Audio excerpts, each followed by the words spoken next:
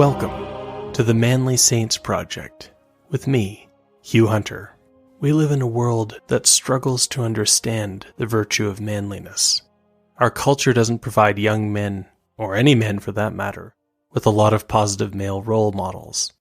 But our Christian tradition can provide such role models. The stories of the saints provide example after example of manly virtue. Telling these stories is what the Manly Saints Project is all about. If you enjoy my work, please consider signing up and supporting me on Substack, or click the link in the show notes to buy me a beer.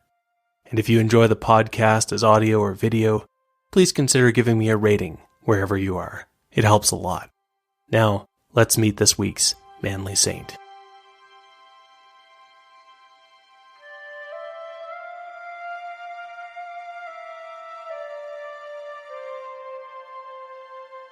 Join me today to meet a saint who led the church as everything was falling apart.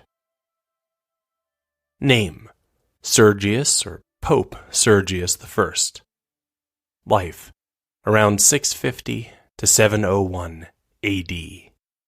Status: Saint. Feast: September 8th. The crack troops of Justinian II, the Byzantine Roman Emperor, had struck too fast and too hard for anyone to stop them. They had burst into Rome, brushing aside city and church guards. No wonder, for the man leading the expedition was Zachary, the emperor's protospatharius, or first swordsman. This was a rank among the imperial bodyguard, but Zachary was no mere thug, and in his time, protospatharius was becoming a politically powerful position as well. Now, protospatharius Zachary had marched into the Pope's apartments. Pope Sergius I had no choice but to prepare to be dragged off to the Byzantine capital of Constantinople to face whatever trial or punishment the furious emperor had in store for him.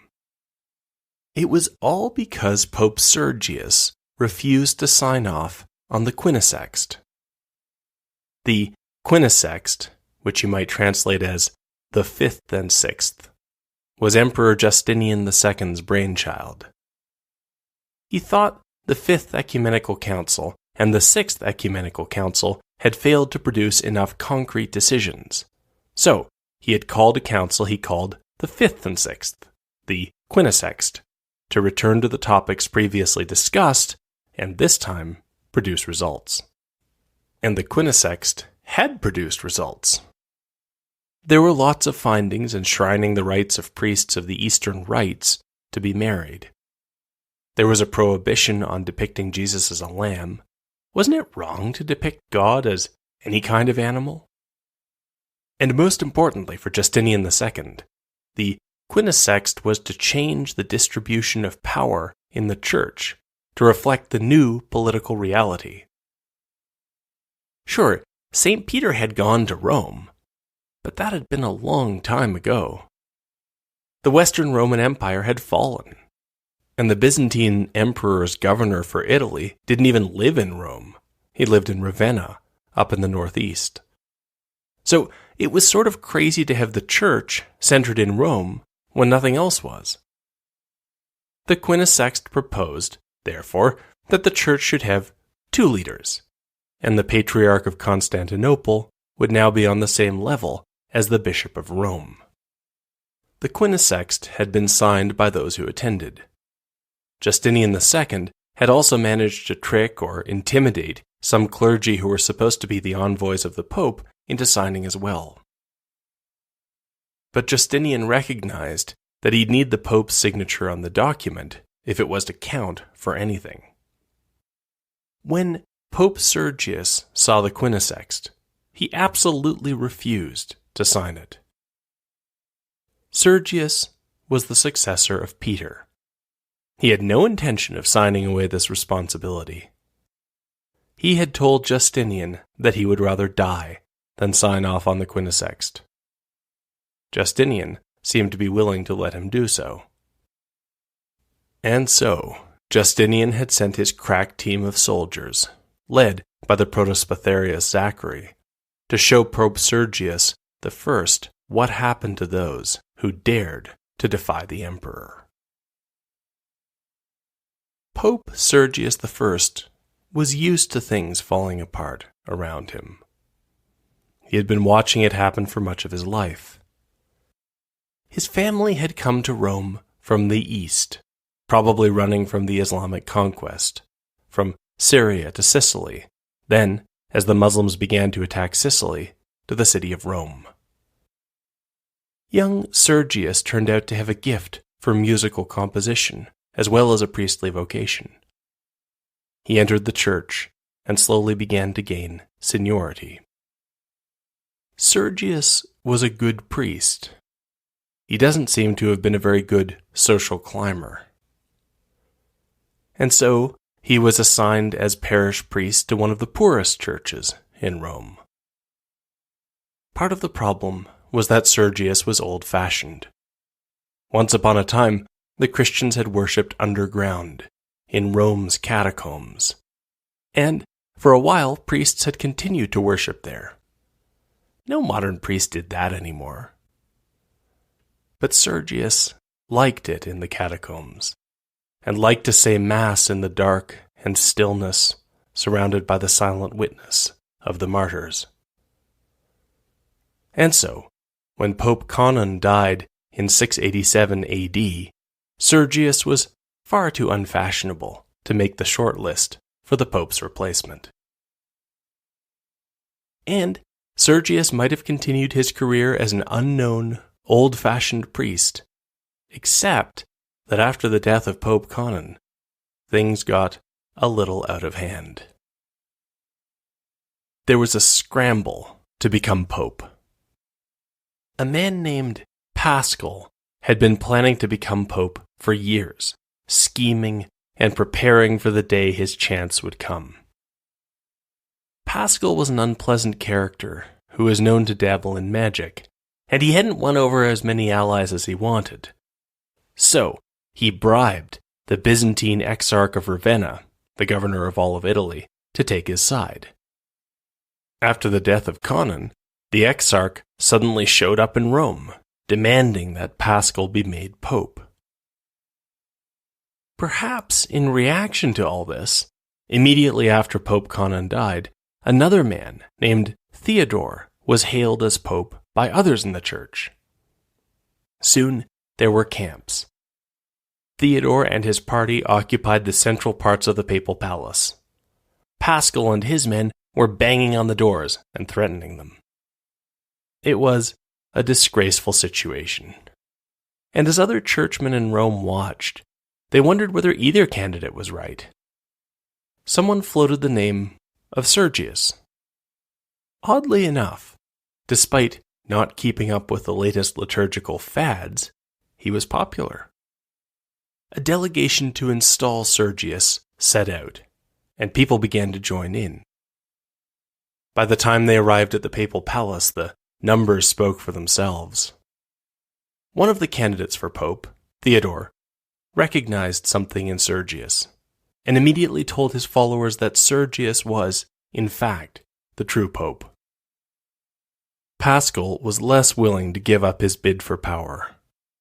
But his ally, the Exarch of Ravenna, looked at the crowd supporting Sergius and abandoned Paschal. And so, in this undignified way, Sergius I became pope. Sergius I was now the head of the church. But the church he was leading seemed to be in trouble. Sergius's family had fled the armies of Islam. Now, Sergius looked out at a world where Islam was prevailing. The Roman Middle East was falling to Islam. There were pockets of resistance, for example the group led by St. John Maron. But then they were betrayed by the Emperor Justinian II, and the Muslim tide all but cut them off from the church. By the time the Crusaders arrived in the Holy Land, centuries later, many Europeans had forgotten all about the isolated followers of Maron, the Maronites. For a long time, Roman Africa had been a source of strength for the Church, producing great minds like St. Augustine and St. Cyprian. Now, Africa was falling, city by city. There were rumors of a Byzantine lord who was holding out for a time, but mostly bad news came from Africa. Egypt had fallen in the 640s, cutting off the Coptic Christians from the rest of the Church. By 698, St. Cyprian's home of Carthage had fallen, and there seemed to be little stopping the invaders from moving west across the coast of North Africa. And then, what would stop them from coming north into Spain?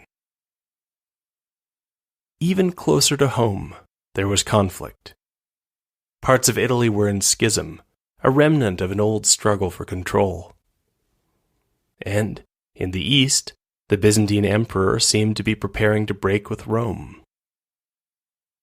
If Pope Sergius I ever imagined the Church as it had been at the end of antiquity as a circle of lights around the Mediterranean, now those lights seemed to be blinking out, one by one. From Rome, all Sergius could do was pray for the far-flung members of the Church.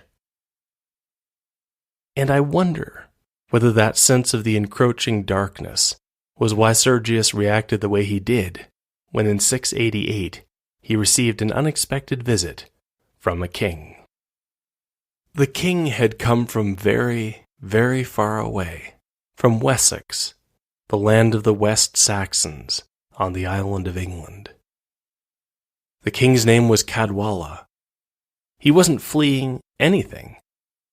Over in Wessex, his victories were won and his enemies lay crushed before him, but Cadwalla had been listening to the priest, the future saint Willibrord, and now Cadwalla desired to see the city of Rome and be baptized there. And the message that Cadwalla brought, though he may not have realized it himself, was one of hope. Darkness might be falling on some parts of the Church, but in other parts of the world, the morning light was breaking through. Pope Sergius, deeply moved, gave King Cadwalla the baptismal name of Peter. Sergius looked north and west, and the more he looked, the more hope he saw. He learned that other Saxon kings had hoped to make the pilgrimage to Rome before Cadwalla, and indeed, the Saxons had already had saintly kings of their own, like St. Oswald Whiteblade. There were also men of great learning in the north, like the monk and future saint Bede, whom Sergius tried to meet, though we do not know whether he was successful. Near the Saxons, on continental Europe, along the coast of the North Sea, lived the Frisians, and Sergius poured his energy into bringing them to Christianity. And even if Sergius could do little to help the Church in Africa or the Middle East, he could do things locally. Sergius wasn't a cynic. He worked away quietly, sincerely, trying to make things better, trying to help and lead the Church wherever he could. He worked to fix the rift in Italy, healing the schism in the northeast. Sergius wanted to help and kept an open mind. He even listened to some nobles with a bizarre scheme to build a city on stilts in a lagoon off the northeast coast of Italy. He gave them his blessing. And so it was that Sergius was supporting the Church where it was growing, sustaining it in Italy, and praying for it when it was under attack, when the Emperor Justinian II organized the Quinisext Council in 692, and tried to get the Pope to sign the document it had produced. Sergius refused, and things escalated quickly. Around 693, the Emperor sent his Protospatharius Zachary, leading a force of picked men, to go to Rome. Sergius had no army of his own. Nothing stopped Protospatharius Zachary as he arrested the Pope and began to make plans to take him to Constantinople. But then Zachary made a mistake. Since he was in control of the city, he paused as he figured out how they were going to go back to Constantinople. Zachary may have assumed that being in custody would make the Pope give up right there. But Sergius had meant what he had said. He would not compromise his office, and he was willing to die if necessary. As it happened, however, Sergius didn't need to wait long, because an army appeared in front of the city. Where had it come from? There was no simple answer to that question. The army was composed of the people of Italy. These were the people whom the Pope had helped through prayer and negotiation, and by indulging the wild schemes of the men who wanted to build Venice out in the lagoon. They had heard that the emperor was trying to arrest the Pope, and the result had been that thousands of ordinary people marched down from the northeast of Italy. The people had come to the Pope's rescue, and they were furious. The Byzantine emperor's men tried to close the gates of Rome, but they were too heavily outnumbered. The army that had come to rescue the Pope was poorly organized. Their military objective was not well defined, but it came down to two main goals: save the Pope or massacre every single Byzantine they could find in Rome. Representatives of the army burst into the papal palace, intending to do both things if possible. Sergius was still in his rooms, and told Protospatharius Zachary to conceal himself under the bed while he talked down the crowd. In the end, Sergius managed to avert a general massacre of the Byzantines. He did allow the army to remove the Byzantines from the city, and Zachary and his men were sent on their way alive, if a little roughed up on the way out. Pope Sergius I would be left to complete his pontificate. And in his quiet way, he picked up on another misguided detail of the Quinisext. The document said that it was wrong to present Jesus as a lamb. The argument was good in a way. How could any animal represent God? The problem was that representing Jesus as a lamb wasn't Sergius's idea. It wasn't anything recent. It was John the Baptist, greatest of the prophets, who had seen Jesus approaching and cried out, "Behold, the Lamb of God, who takes away the sin of the world." Pope Sergius I thought about how to address this misunderstanding. He could write a theological defense. He could make a ruling. But as he thought about it, he realized the situation called for one of his other skills, the skill of composition of words and music.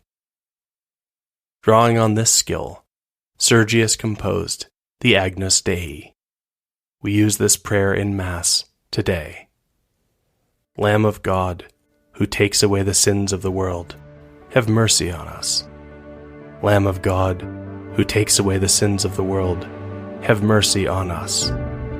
Lamb of God, who takes away the sins of the world, grant us peace.